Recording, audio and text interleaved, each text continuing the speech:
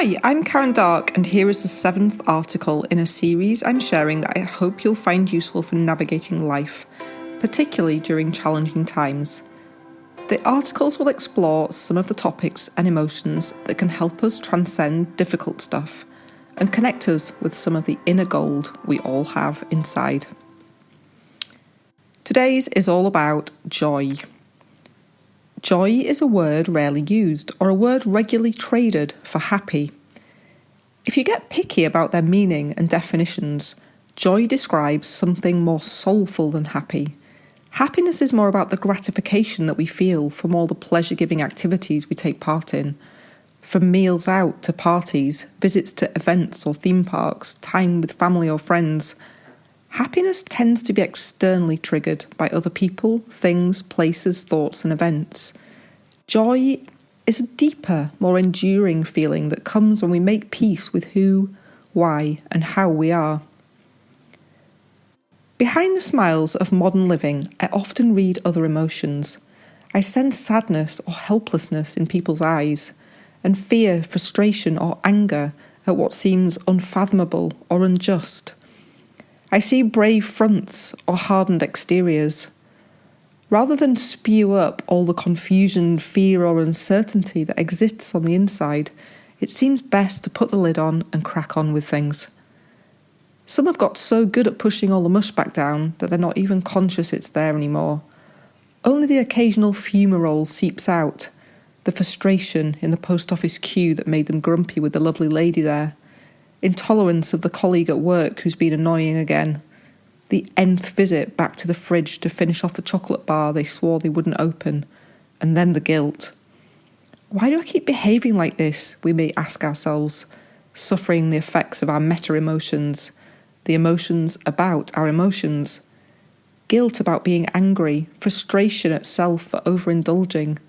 The scars of unresolved experiences can bed in deep, affecting the way we feel and behave each day. But there's one place I've travelled where many people's smiles felt genuinely real. Their eyes shone brighter. Their smiles seemed wider. They felt joyful, and yet it seems on the surface they have many reasons not to be. A cycle adventure through the Simeon Mountains of Ethiopia taught me something about joy and resilience. A collar of cold beer bottles is draped around my burning neck. A bucket of ice on my chest is a welcome thief, stealing heat from the fire that rages in me. I toss and sweat, images of the week flashing between bouts of fever, early morning starts, pedalling in moonlight to steal kilometres before the rise of the burning sun, men with Kalashnikovs trekking the road, cliffs rising into endless blue skies, the fuel of strong, sweet coffee, and the children. They shout, you, as they run and giggle alongside us, chasing faster as we pedal harder. Their excited eyes and toothy smiles exude energy. They look catalogue cool with their funky hairstyles, intricately dyed braids and zany patterns shaved into their hair. Shops and cities are far from the yawn of the giant landscape that surrounds us, and so I'm surprised by how cool the kids appear. They are bold and bright, not timid or worn. They look strong and healthy, not weak or starved. They do not want our pens or our food, they just want to run. They have attitude, perhaps born of the resilience that living in the highlands of Ethiopia demands. We are riding the roof of Africa through the Simeon Mountains. The distant sight of our bikes stirs the children and young teenagers to run. It seems like a genetically wired impulse. We watch their lithe frames sprint from the horizon towards us, diverting from their route to school or work in the fields.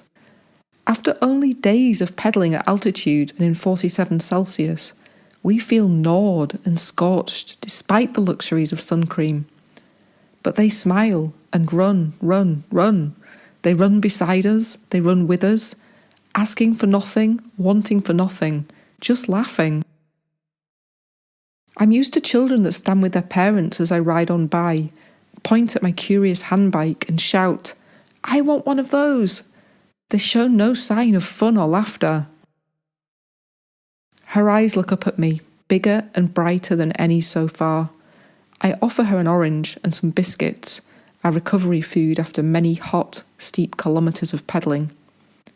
She seems unsure if she should accept, shy with our one-to-one encounter.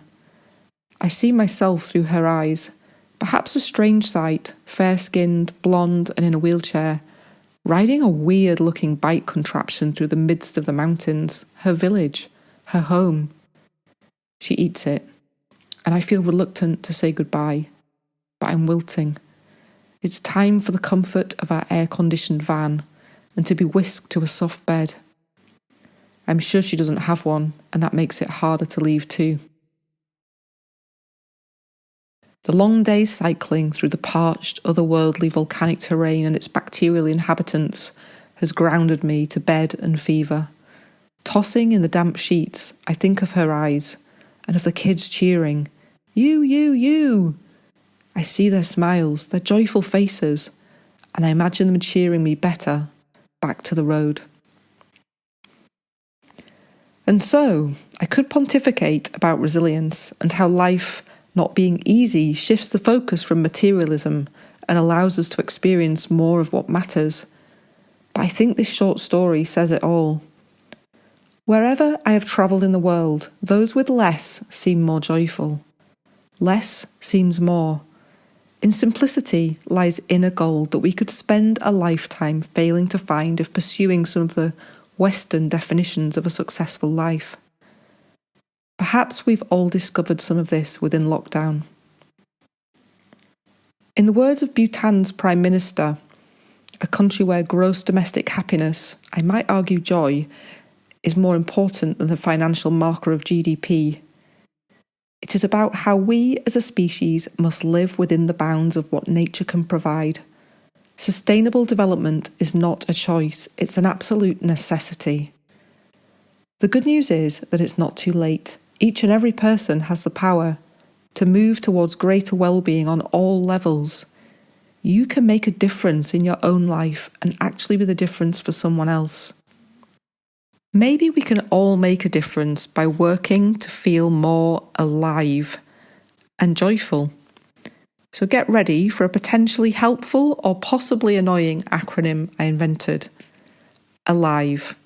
If we pay more attention to our attention and where we're putting it, to love and to inspiration and how we give and receive them, to what we value, what really matters to us, and on cultivating elevated emotions like freedom, gratitude, love, and joy. Alive.